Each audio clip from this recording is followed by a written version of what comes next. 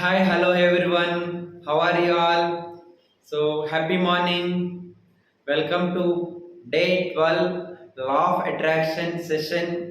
I hope you are doing well. So, here today also we are learning excellent knowledge indeed.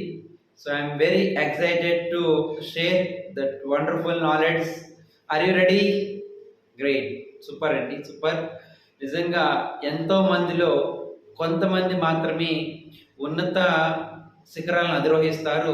వారిలో మీరు ముందు వరుసలో ఉంటారు. ఎందుకంటే అలా ఉన్నత శిఖరాలు అధిరోహించిన వాళ్ళందరూ కూడా లెర్నింగ్ అనేటువంటి ఫస్ట్ స్టెప్ని క్రాస్ చేసిన వాళ్ళే. ఆ ఫస్ట్ స్టెప్ని మీరు క్రాస్ చేయబోతున్నారు కాబట్టి 100% మీరు కూడా ఉన్నత శిఖరాలను అధిరోహిస్తారు. ఈ లా ఆఫ్ అట్రాక్షన్ ద్వారా మీరు కోరుకున్నది పొందుతారు అన్నమాట. సో మనం ఈరోజు డిస్కస్ పోయే టాపిక్ ఏంటంటే కనుక ఆల్ఫా స్టేట్ ఆఫ్ మైండ్. మనకి మైండ్లో 4 స్టేజెస్ ఉంటాయి. ఒకటి బీటా స్టేజ్, రెండోది ఆల్ఫా స్టేజ్, ఇంకోటి థీటా స్టేజ్, నాలుగోది డెల్టా స్టేజ్. సో వీటి గురించి ఆల్రెడీ మనం డిస్కస్ చేసుకున్నాం. సో బీటా స్టేజ్ అంటే నార్మల్గా మనం ఎప్పుడూ కూడా డైలీ కాన్షియస్గా ఉండేటువంటి స్టేట్. దాంట్లో మనం డిఫరెంట్ ఆలోచనలు చేస్తుంటాం, డిఫరెంట్ పనులు చేస్తుంటాం. అది కాకుండా దాన్ని మనం నెక్స్ట్ లెవెల్కి వెళ్తే కనుక నెక్స్ట్ హై లెవెల్కి ఆల్ఫా స్టేట్ అనమాట. ఆల్ఫా స్టేట్కి కనుక మనం కన్వర్ట్ అవ్వాలి అంటే కనుక మనం ఏం చేయాలంటే కనుక డీప్ మెడిటేషన్ అనేది చేయాలి. సో ఆ మెడిటేషన్ అనేది చేస్తూ మనం ఆ ఐస్ అనేవి క్లోజ్ చేసుకుంటూ మనం ఆ శ్వాస మీద ధ్యాస పెట్టడం ద్వారా ఇన్హేల్ ఎక్సేల్ రెండు కూడా మనం అబ్జర్వ్ చేయడం ద్వారా ఒక ధ్యానాన్ని మనం అనుసరించడం ద్వారా దాంతోపాటు ఒక ఏకాగ్రతని పొందడం కోసం ఎటువంటి డీవియేషన్స్ కాకుండా ఉండడం కోసం ఏం చేస్తాం, మనం ఆ నెంబర్స్ 100 నుంచి 1 వరకు కౌంట్ చేయడం ద్వారా శ్వాస మీద ధ్యాస పెరుగుతుంది. ఎటువంటి డిస్ట్రాక్షన్స్ కావు, డీవియేషన్స్ రావు. దాని ద్వారా మనం ఒక ఆల్ఫా స్టేట్ అనేటువంటి మైండ్ని మనం రీచ్ అవుతాం అనమాట.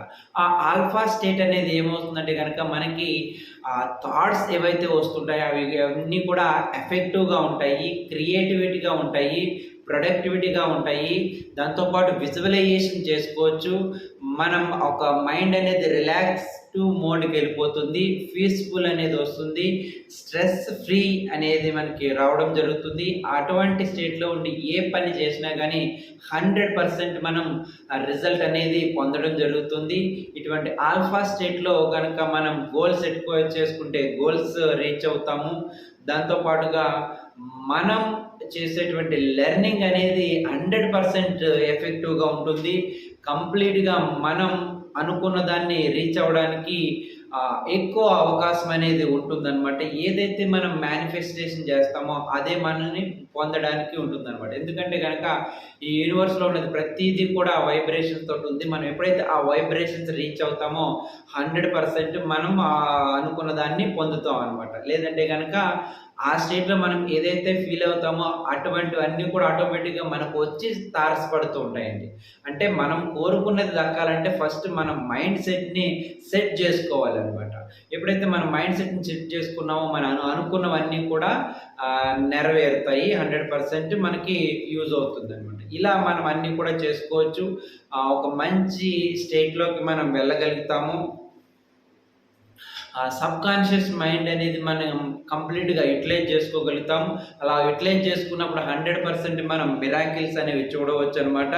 సో దీంట్లో ఇంకా మనకి హోప్ టెక్నిక్ అనేది కూడా ఉంటుంది. దాన్ని మనం 108 days కనుక చేయడం ద్వారా వండర్ఫుల్ రిజల్ట్ అనేది తీసుకోవచ్చు. ఎటువంటి ఛాలెంజెస్ నుంచి కూడా మనం ఈజీగా బయటపడవచ్చు అదండి. సో ఇలాంటి వండర్ఫుల్ స్టేట్లోకి మనం వెళ్ళడం ద్వారా మన యొక్క డే లైఫ్ని, మన యొక్క డైలీ యాక్టివిటీస్ని బెటర్గా చేసుకోవచ్చు. తక్కువ టైంలో ఎఫెక్టివ్గా చేయొచ్చు. ఓకేండి. సో అలాంటి వాటికి మీరు కూడా ఎఫర్ట్ పెట్టి నేర్చుకుని ఇంప్లిమెంటేషన్ చేయడం ద్వారా మంచి రిజల్ట్ తీసుకుంటారని ఆశిస్తూ సెలవు తీసుకుంటున్నా. థ్యాంక్ యూ అండి. 1 and all.